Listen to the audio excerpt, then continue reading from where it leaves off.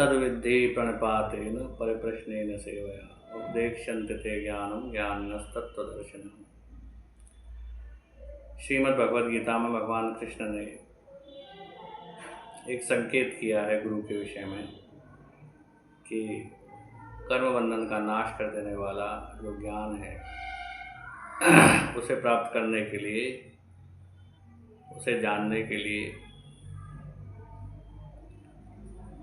तुम्हें तत्वदर्शी गुरुओं के पास, तत्वदर्शी मुनियों के पास जाना पड़ेगा और उनकी सेवा करनी पड़ेगी। परिप्रश्नेन सेवया, और सेवा के उपरांत प्रश्न करने पड़ेंगे।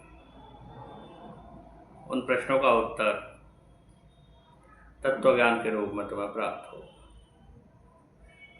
अब इसमें चिंतनीय जो बात है कि जिस समय वो साधक गुरु के पास जा रहा है उस समय उसके चित्त की क्या स्थिति है, ये चिंतनीय बात है। जैसे भगवान कृष्ण जो अर्जुन को उपदेश कर रहे हैं और उनको ये सलाह दे रहे हैं कि तुम तत्वदर्शी मुनियों के पास जाओ, तो अर्जुन के चित्त की उस समय क्या स्थिति है? यदि हम देखें साधक की दृष्टि से, तो अर्जुन तो एक परिपूर्ण साधक है। वो धर्म और अधर्म के विषय में पूर्ण रूप से जानने वाले हैं, सदाचारी हैं, अपने कर्तव्य कर्मों का भली भांति पालन करने वाले हैं, संयमी हैं और निष्पाप हैं, और सबसे बढ़कर वो जिज्ञासु हैं, अपने कल्याण की जिज्ञासा कर रहे हैं। तो जिस समय एक साधक गुरु के पास जाता है तो उसके हृदय में एक तो होनी चाहिए तत्व को जानने की जिज्ञासा, और दूसरा होना चाहिए उसके हृदय में प्रबल वैराग्य, मोक्ष की इच्छा। मोक्ष की इच्छा बिना वैराग्य उत्पन्न हो ही नहीं सकती। यदि हमको संसार के पदार्थों से वैराग्य ही नहीं है तो मोक्ष की इच्छा हमारे हृदय में उत्पन्न नहीं होगी, तो हम सच्चे मोक्षु नहीं कहलाएंगे। तो हम अब बात करते हैं जो आजकल गुरु के पास जो लोग जा रहे हैं गुरु दीक्षा लेने, उनका स्तर क्या है, हमारा सबका।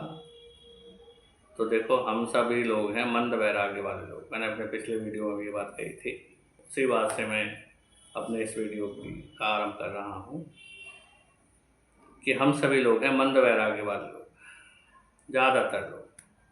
यदि कोई तीव्र वैराग्य वाला है तो उस प्रणाम है। 70% लोग या उससे भी अधिक, 70 भी मैं इसलिए कह रहा हूँ कि शायद मुझे संकोच हो रहा है कि मैं 90% तक या 80% में थोड़ी सी छूट दे दूँ। वास्तव में तो बहुत अधिक संख्या में, बहुत अधिक बड़ी प्रतिशत में लोग मंद वैराग्य वाले ही हैं। तो ऐसे मंद वैराग्य वाले लोग जब गुरु के पास जाते हैं तो कम से कम जो शर्त है वो ये है, कम से कम उनके हृदय में तत्व की जिज्ञासा तो हो। वैराग्य भी नहीं हुआ है तो कोई बात नहीं, लेकिन कम से कम उनके हृदय में मुक्ति की इच्छा और तत्व की जिज्ञासा, दोनों चीज़ होनी चाहिए, तब वह गुरु बनाने का अधिकारी है। अब आजकल जो गुरु प्रदत्त जो दीक्षा दी जाती है उसका मुख्य उद्देश्य क्या है? एक बात और मैं कह दूं कि जब मैं कहता हूं गुरु तो इसका अर्थ गुरु ही है। पाखंडियों या दिखावा करने वालों से मेरा कोई प्रयोजन नहीं है। जब मैं कहता हूं गुरु, इसका मतलब जो गुरु परंपरा से विशुद्ध परंपराएं चल रही हैं उनमें जो गुरु हैं, साधक हैं, जो संत हैं, उन संतों से मेरा प्रयोजन है। मेरा प्रयोजन पाखंडवाद से बिल्कुल भी नहीं है। तो जो परंपराएं चल रही हैं उनमें जो गुरु हैं वो आजकल जो मंत्र दीक्षा दे रहे हैं उसका प्रमुख उद्देश्य क्या है? अधिकतम जो गुरु हैं वो परंपरा प्राप्त मंत्र दे रहे हैं, यानी परंपरा से उन्हें जो मंत्र, विधि, साधना पद्धति प्राप्त हुई है वो उन साधना पद्धति को आपको दे रहे हैं और मंत्र दे रहे हैं। दूसरा एक प्रकार यह भी है जो विरल है, बहुत कम लोग ऐसा करते हैं कि हर एक साधक के लिए अलग साधना पद्धति, हर एक साधक की योग्यता के अनुसार अलग साधना पद्धति, लेकिन अधिकतम ऐसा ही हो रहा है कि परंपरा प्राप्त जो मंत्र हैं उन्हीं को देते हैं और उसी के अनुसार दीक्षा देते हैं। अब इस दीक्षा का उद्देश्य क्या है, इसी विषय में मेरा एक वीडियो है। इस दीक्षा का जो उद्देश्य है वो है हमें हमारे स्तर को उठाना। यदि एक साधक के मन में पूरा वैराग्य हो, देखिए कंप्लीटली वो तैयार हो पूर्ण रूपेण, गुरु ठीक है, जैसे पारस पत्थर और लोहा सोने को छू ले तो वो सोना बन जाएगा तुरंत, एक क्षण की भी देर नहीं लगेगी। यदि नहीं बनता है तो या तो लोहा लोहा नहीं है, या पारस पारस नहीं है, या लोहे और पारस का संयोग नहीं हुआ है। ये तीन ही बात हो सकती है। यदि पारस पत्थर हो और लोहा हो तो वो सोना अवश्य बनेगा, उनका स्पर्श भी हुआ हो तो वो सोना अवश्य बनेगा। तो चित्त की योग्यता अगर पूरी है तो उसी दिन तत्वबोध हो जाएगा। यानी मंत्र का जहाँ प्रकाश, जहाँ गुरुदेव ने मंत्र का उपदेश दिया और वहीं तत्वबोध हुआ, लेकिन ऐसा होता नहीं है। क्यों नहीं होता, मैंने उसका कारण बता चुका हूँ, क्योंकि मंद वैराग्य वाले लोग हैं, हमारे चित्त की वो भूमिका है नहीं अभी। हम उस चित्त की भूमिका को प्राप्त हुए बिना ही गुरु दीक्षा ले रहे हैं, इसमें कोई बुराई नहीं है, क्योंकि कलयुग में अधिकतम लोग ऐसे ही हैं। यदि हम भूमिका को बनाने चलेंगे बिना गुरु के, कुछ लोग बना लेते हैं, कुछ लोग मंत्र जाप करते हैं, भगवान का नाम लेते हैं उन पर, या फिर एक बात और है कि जो पूर्व जन्म से जिनकी साधना पद्धति चल रही है वो लोग भी उस भूमिका को प्राप्त हो जाते हैं। क्यों? क्योंकि उन्होंने पूर्व जन्म से वो साधना उनकी चल रही है। तो चित्त की भूमिका के अनुसार अगर आप देखो तो गीता में आप जितने भी संवादात्मक शास्त्र हैं उनमें गुरु के उपदेश के तुरंत बाद ही शिष्य का वो भंग हो गया है। जैसे राम कथा में पार्वती जी भगवान शंकर से प्रश्न करती हैं राम तत्व के विषय में, आप अध्यात्म रामायण देखिए, तो वहाँ पर उनका मोह नष्ट हो जाता है एक सिटिंग में। पार्वती जी राम तत्व का उनको बोध हो जाता है। ठीक इसी प्रकार अष्टावक्र गीता में देखिए, अष्टावक्र जी उपदेश देते हैं और जनक जी का मोह भंग हो जाता है। ठीक इसी प्रकार गीता में देखिए अर्जुन को भगवान कृष्ण उपदेश दे रहे हैं, उनका मोह भंग हो गया, क्योंकि इनकी भूमिकाएं तैयार हैं, इनको कुछ करना नहीं है, ये तो तैयार साधक हैं। जहाँ इनको मंत्र उपदेश हुआ, जहाँ इनको उपदेश दिया गया वहीं इनको बोध हो गया। हम लोगों का अलग मामला है, हम लोग तैयार नहीं हैं। हम लोग कहाँ से शुरू करेंगे, जहाँ से हमारी भूमिका है वहाँ से गुरुदेव हमें प्रारंभ करवाएंगे। तो ये जो मंत्र दिया जाता है और जो एक उपासना पद्धति हमको प्रदान की जाती है वो हमारी भूमिका के अनुसार की जाती है।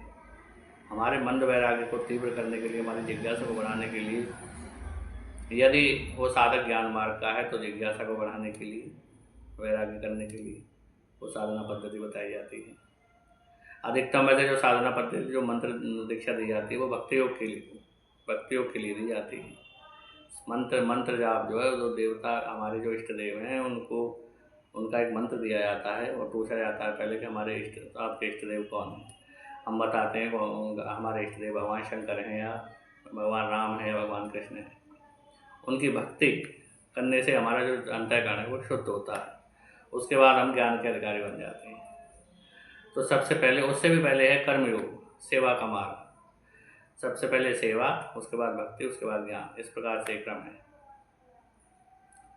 तो आजकल जो शिष्य, जो साधक हैं, मैं साधकों की बात कर रहा हूँ, कोई भी चला जाता है उनकी बात नहीं कर रहा हूँ मैं। इस वीडियो का लक्ष्य ही, वास्तव में इस चैनल का ही लक्ष्य साधकों के बारे में बात करना है, जो बिल्कुल बिना किसी संप्रदाय का आग्रह के, बिना किसी मतांतर के आग्रह के केवल और केवल तत्व को प्राप्त करना चाहते हैं।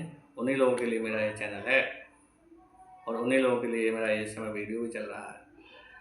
तो जो साधक है वो जब गुरु के पास जाता है तो उसकी भूमिका के अनुसार उसको साधना पद्धति, यदि वो ज्ञान मार्ग का साधक है तो उसको ज्ञान मार्ग के अनुसार साधना पद्धति बताई जाती है। अधिकतम लोग वो भक्ति योग के ही मार्ग के पथिक हैं। इस समय इसलिए उनको मंत्र जाप बताया जाता है। मंत्र के द्वारा उनके चित्त की शुद्धि होती है, अंतःकरण की, और भगवान के प्रति प्रेम उत्पन्न होता है। इस प्रकार भगवान के प्रति प्रेम उत्पन्न होने से वो ज्ञान के योग्य हो जाते हैं और उनका वैराग्य बढ़ जाता है।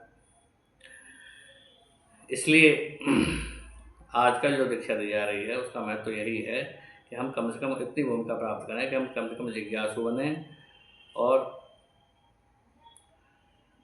यह समझें कि गुरु का महत्व क्या है। गुरुदेव जिस परंपरा में उस परंपरा को कम से कम जाने, हमारे इष्ट देव कौन है, उन इष्ट देव से मिलती जुलती साधना पद्धति किन गुरुदेव की वो जाने। इस प्रकार अनजाने बिना जाने यदि हम गुरु को प्राप्त करते हैं, वर्ण करते हैं, तो शीघ्र ही हमारी श्रद्धा जो है समाप्त हो जाएगी। क्योंकि हमने अनजाने में ही गुरु दीक्षा ले ली, किसी ने कह दिया कि किसी को हमें ले गया, या किसी भी प्रकार से हमने दीक्षा ले ली।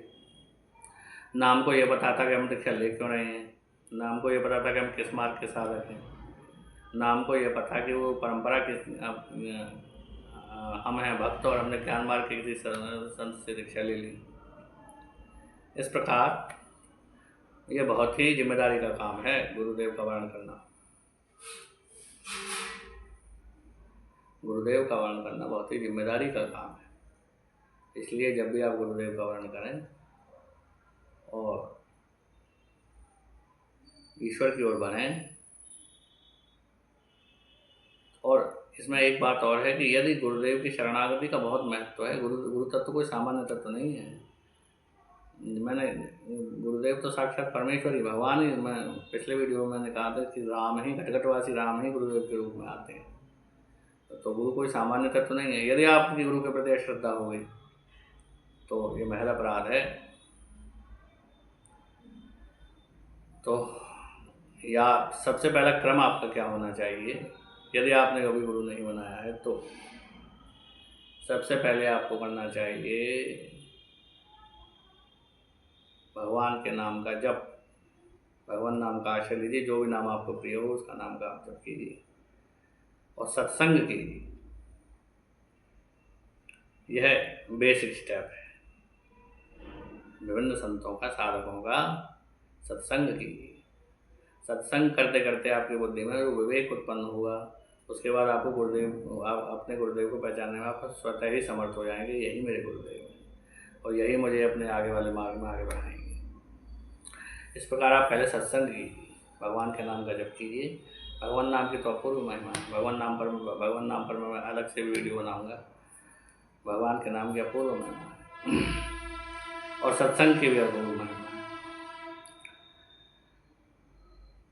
तो इस प्रकार पहले आप सत्संग कीजिए, उसके बाद अपने गुरुदेव का वर्ण कीजिए। जल्दीबाजी में काम मत कीजिए। यही मेरा आज के इस वीडियो का विषय था, जो मैंने आपके सामने स्पष्ट किया कि मंत्र दीक्षा आखिर क्यों। मंत्र दीक्षा इसलिए क्योंकि हम अपनी भूमिका, जो हमारी इस समय करंट भूमिका है, उस भूमिका से ऊपर उठना, वैराग्य को प्राप्त होना। यदि हमारी भूमिका पूरी हो चुकी है, हम पूर्ण रूपेण साधक बन चुके हैं, जो भगवान शंकराचार्य ने कहा है ना, षट संपत्ति, उस षट संपत्ति से हम युक्त हैं, तो निश्चित रूप से हमें गुरु का उपदेश प्राप्त होते ही बोध हो जाएगा। लेकिन ऐसा सामान्यतः नहीं होता है, तो हमें तैयारी करनी होगी। उस तैयारी के लिए ये मंत्र दीक्षा है।